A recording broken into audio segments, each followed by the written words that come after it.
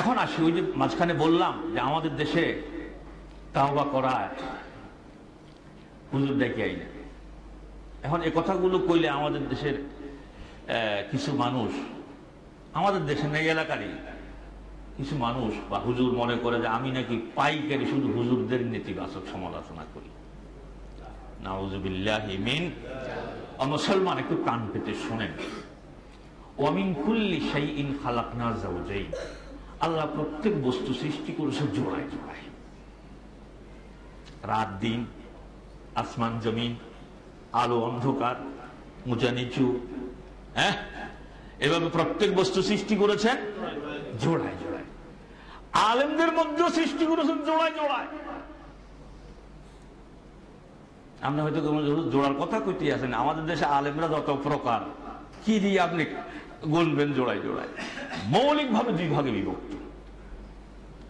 এক ভাগ হচ্ছে উলামায়ে রব্বানী, আল্লাহওয়ালা আলেম, যারা কোরআন সুন্নাহ সম্মত কথা বলে, দলিল ভিত্তিক কথা বলে, দুনিয়ার কাউকে ভয় করেন একমাত্র আল্লাহ ছাড়া। এদের কথাই তো আল্লাহ সূরা ফাতিরের মধ্যে বলেছেন, ইন্নামা ইয়াখশাল্লাহ মিন ইবাদিহিল উলামা। বান্দাদের মধ্যে জ্ঞানীরাই, আলেমরাই আল্লাহকে ভয় করে। এই কথাটি ইবনে মাসউদ বলেছেন, লাইসাল ইলমু বিকাসরাতির রিওয়ায়া ইন্নামাল ইলম আল খাশিয়া। যে আপনি আরবি ভাষায় পাণ্ডিত্য আপনার আছে, হাদিসের সনদ মতন অনেক জানেন। ইবনে মাসউদ রাসূল সাল্লাল্লাহু আলাইহি ওয়াসাল্লামের বিখ্যাত সাহাবী, তিনি বলছেন এটার নাম ইলম না, মূল ইলম হচ্ছে আল্লাহর ভয়। মূল ইলম কি? আল্লাহর ভয়। সুতরাং এক প্রকার আলেম হবে উলামায়ে রব্বানী। তাদের কথা আপনার কাছে তিক্ত লাগবে, কারণ সে তো সরাসরি কোরআন সুন্নাহ থেকে কথা বলছে। সে তো আপনাকে বলছে না যে আব্দুল কাদের জিলানী রাহমাতুল্লাহ আলাইহি এক কই ফুতে ফেডেরগা সহ আগে সহ মোট সোগা মাইয়ারে খোলা বানালেছে। কি উনি তো কথা বলছে না। উনি কথা বলবে সাতটা সাতটা কোরআন হাদিস থেকে।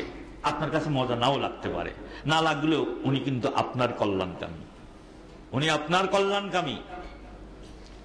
আরেক প্রকার হচ্ছে উলামায়ে সু, নিকৃষ্ট আলেম।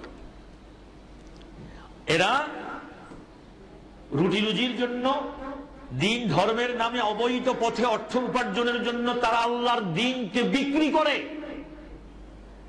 নিজের আপন খেয়াল খুশি মতো কোরআনের অপব্যাখ্যা করে, হাদিসের অপব্যাখ্যা করে। এখন উলামায়ে সু, যাদের ব্যাপারে আল্লাহ রাসূল বলেছেন আমি দাজ্জালের চাইতেও এই শ্রেণীর আলেমদেরকে বেশি ভয় করি।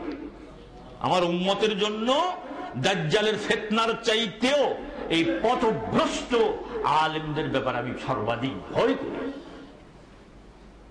এদের ব্যাপারে যারা দ্বীন ইসলামকে বিকৃত করে, তাদের ব্যাপারে সাধারণ জনগণকে সচেতন করা উলামায়ে রব্বানীদের উপর ওয়াজিব। এটা নফল না, এটা কি বলেন? আরো জোরে বলেন, ওয়াজিব। তাওহীদ ও সুন্নাহ পন্থী উলামায়ে কিরাম যদি শিরক এবং বিদআত পন্থী আলেমদের ব্যাপারে তথা উলামায়ে সুদের ব্যাপারে সাধারণ জনগণকে যদি সচেতন না করে, তাহলে তো আল্লাহর দ্বীন শেষ হয়ে যাবে। কথা কি বুঝে আসতেছে কি আসতেছে না?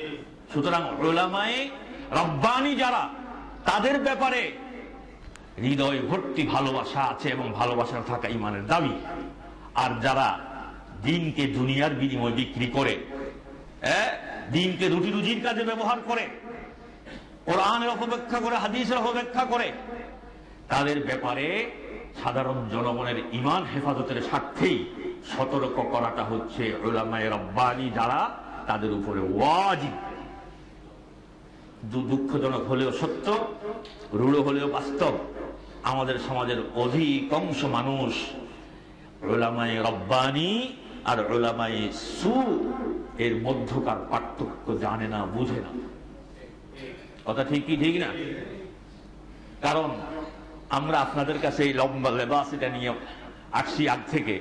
আপনারা মনে করেছেন এই লম্বা লেবাসটার মানদণ্ড হচ্ছে, আলেমের মানদণ্ড হচ্ছে লম্বা লেবাস। জেনারেল শিক্ষিতরা দাড়ি রাখবে না, অথবা রাখলেও ছোট করে রাখবে, আলেমকে দাড়ি বড় করবে। কি তারপরে জেনারেল শিক্ষিত বা সাধারণ মানুষ ব্রাশ ব্যবহার করবে, আলেমকে মেসওয়াক, তাও আবার এক বিগত চলবে। কি সাধারণ মানুষ বা জেনারেল শিক্ষিত তারা টুপি মাথায় দেবে না, আলেমকে টুপি থাকবো, আবার হকফম দিয়ে আলেমকে কমাতে হাস করলেই থাকবো। কি আমরা তো এগুলো দিয়ে আলেম বাছাই করি, কিন্তু সত্যিকার অর্থে আপনারা শহরের মানুষ, সমঝদার মানুষ, আপনারা বলেন তো যে কয়টা কথা বললাম এগুলোই কি আলেম নির্ণয়ের মানদণ্ড? জোরে বলেন। সুতরাং আলেমদের ব্যাপারে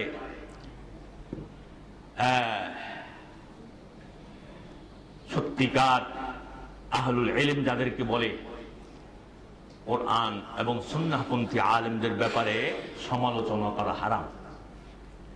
কিন্তু উলামায়ে সু এর সমালোচনা নয়, তাদেরকে এমনকি কোন কোন আহলে ইলম তো এও বলেছেন নাম ধরে ধরে বলতে হবে যে এর থেকে ইলম নেওয়া যাবে না, এর আলোচনা শোনা যাবে না, নাম ধরে ধরে বলতে হবে, নতুবা সাধারণ মানুষ বিভ্রান্ত হবে।